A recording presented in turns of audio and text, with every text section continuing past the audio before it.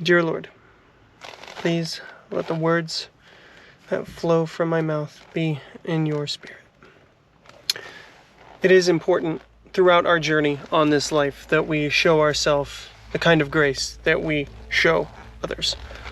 I have said this multiple times, but what we are inside is reflected in our external reality. You'll hear it said in many different ways, but one way that it was stated is when I was in basic training, they would say strong mind, strong body. You can say your mental capacity, everything that is external comes from within. And it doesn't just come from the mind, it also comes from the heart. And I would argue that the heart is more important than that. And you can be hard on yourself all you want, but it's not going to be effective. You don't like it when other people are talking to you in a negative light, so why would you allow yourself to speak that way to yourself? Now, I can speak from personal experience here because I used to speak to myself in a very negative light, and I would hold myself to such a high standard, and it's okay. That is ultimately one of the messages that I have channeled from Spirit, from God, regularly, is that it's okay. It's okay to fall, but you have to pick yourself back up. And to learn to lead with grace and not take everything so seriously. Like, yes, understand the stakes. Understand you're not in control. You're in control to a degree, but you're not in control of the great plan, right? That is something that is beyond you. So do your part. That's why I focus solely on what I can affect. And that is why I constantly recommend people get in that mindset. Focus on what you can affect. And also try to avoid limiting factors. So for me, thinking too big gets myself to a point where I'm in a tizzy and then I don't want to move. I have the frozen nature, right? I'm frozen by too much. Whereas I break it down to the most simplistic state. And then I can then focus on being in the moment. Understanding what the whole piece is while simultaneously being that single puzzle piece that makes things infinitely easier, and just letting go of the stress. What if it doesn't go to plan? Nothing goes according to plan, ever. If everything went according to plan, then there would be no stress. And the world would not be the way that it is. So just embrace the fact that nothing goes according to plan. Don't take everything so seriously and make kind of a roundabout way of a loose guideline of what you would like to achieve, and then focus on that goal by being in the moment and focusing on what you can focus on. So be kind to yourself, because you are only human. You are flawed. Take that kindness that you would show to others and apply it to yourself. Take the kindness that you show yourself and show it to others. Whatever it is that is your base operating system, I'm gonna refer to it as, is what you should strive to apply inversely. Because I know I just made two statements that were contradictory to each other, but that was on purpose. That was because there are people that show only kindness to themselves, and they're always the victim, never the blame, never taking on the burden of the blame. And then they project that outwards. And then inversely, there are people that always are so willing to blame themselves to such a harsh degree, and then they give everyone else the benefit of the doubt. And it's like balance. It goes back to balance. Balance is and always will be the key to happiness on this planet, in this existence. And it goes to celebrating the small wins. Because celebration is something that you can choose to partake in. It can be as big or as small as you want. You want to find the balance, though, and you want to be honest with yourself in that balance. What type of celebration can I take? And when is enough of a milestone to, cause for celebration? And honestly, it's just being in this mindset of balance. Balance and abundance is, gosh, it's so freaking paramount. There are so many miserable people on this planet that want to just say, no, the world is this way and it is miserable. And then there are people that are like, well, I'm going to take a moment and look at the bright side. And it's really those people that are inspiring. The people that are in that mindset of things can only get better. You know, those are the people that I really choose to admire, and who a lot of other people admire as well. The people who don't give up, who just look at the situation and say, well, I know it's useless, but I'm going to try my best anyways. Those people are what inspire other people. And that's all it takes to be inspirational. Your favorite person's favorite person is who you should look up to. That is one thing I will say. And it might sound like this video is me just spouting off a ton of nonsense, and you know what, it very well could be, but this is what is flowing through me and what I want to say, because you know, your favorite person, whoever you look up to, they have a favorite person that they look up to and had inspired them. And it is in taking out that sort of bias that we all have and look towards who is the person that my idol idolizes. And if you look at that person, you look at how they inspired them, and then you do that for everyone. You then project that out. I'm an observer, and I've done this for a long time. It's just very interesting. You'll see a common theme, common element of all these successful people. And I mean, ultimately, down at the very base of everything, you know, glory to God, worship Jesus, you know, never take for granted what Jesus did for us. And then also take that into account and just know that if God knows everything, then free will doesn't exist. Well, choose what you want to do, because that can't be real, right?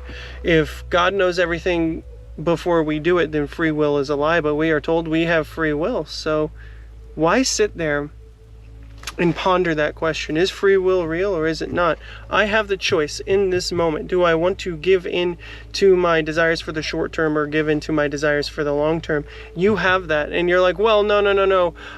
You can choose what sort of lie you're going to accept to take you down that dark path, or you can choose the later.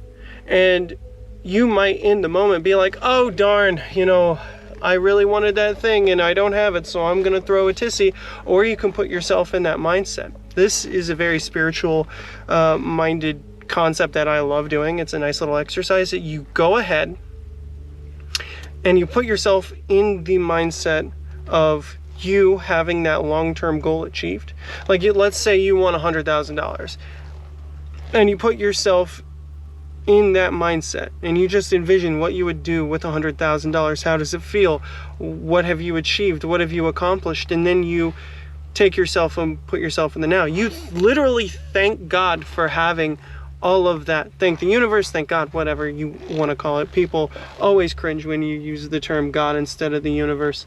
I don't get it, but that's a side tangent. Put yourself in the moment, in the mindset of having it. Really physically feel that and just allow yourself to calm down. And then thank God for that. And then get to work. That's all I can say is get to work. Because yeah, you can waste your time on porn. You can waste your time on drugs and alcohol, and then have that joy in the moment. But then it's only after that you're like, wow, I wasted my time. Whereas it's the inverse. You feel like, I'm going to hold off on this, and you take that first step towards whatever it is you want to achieve, and you feel charged. You feel great afterwards.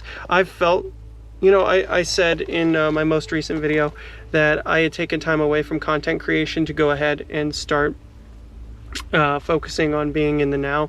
And after I did all that and purged that negativity that I had in my body and that desire for the destruction of man, I don't know if that's what I honestly had. I feel like it's inevitable, and I know that we're gonna have to go through it. but I have zero fear of it. But anyways, I'm not going to get down that because I had a point that I was trying to make. And basically what I was saying is that I took that time to focus on finding my happiness and finding my happy place. And now I am getting back into this content creation. I'm getting back into writing, and I touch my novel every single day. I say it's a novel. I'm building the world at the moment because I really just want a centralized document where I can refer back to everything and just build that back up.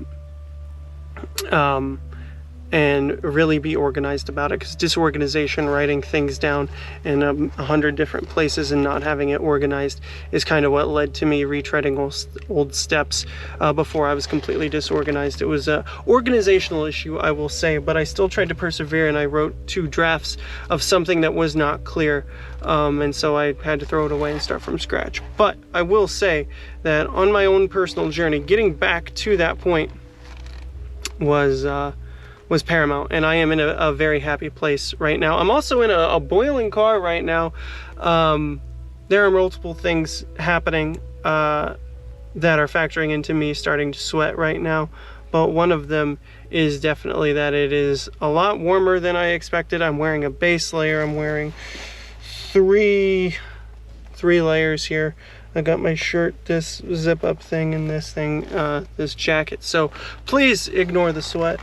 I'm very hungry, and I don't feel like droning on and on for 40 minutes like I did the other day. But ultimately, that is the goal of this video, and maybe this is what I need to do more often to get to the point, is make myself very uncomfortable. So what I will say is this, is that be kind to yourself. Give yourself the benefit of the doubt. Give human beings the benefit of the doubt. And do not believe it that your existence is just meaningless. There is meaning to life. It might be a mystery, and it might seem like it's up to us to find it. I have liked to say that life's great meaning is what you assign it, but really we are just moving towards this thing that has been written down in many different ways to many different cultures throughout time. And I feel like no matter how dark it's going to get in the short term and the long term, our best days are ahead of us. And it's okay to let go. It's okay to let go and be happy. It is okay. And because the most depressed people I know are the people that believe life is meaningless and they just refuse to be happy. They refuse to be happy. Happiness is a choice. It is a mindset. And simply letting go, forgiving yourself for your mistakes, and forgiving other people for those mistakes, for the mistakes that they make, is something that is paramount to growth. A lot of people see me, they talk to me, and after talking to me, they're like, wow, you're so mature, you have this great mindset, you know, how do you do it? And it's like, I just understand, and I lead with love. I lead with love, and I am willing to forgive other people, and that is something that the world is missing. So forgive yourself, forgive others, let yourself celebrate the small things, no matter how small, and live in balance and lead with love. That is all I got to you. That's all I've got for you today, everyone. If you liked this shorter message, please like, subscribe, let me know in the comments how you prefer my videos. And until next time, my name is Ken, aka The Phoenix, and I'll see you then.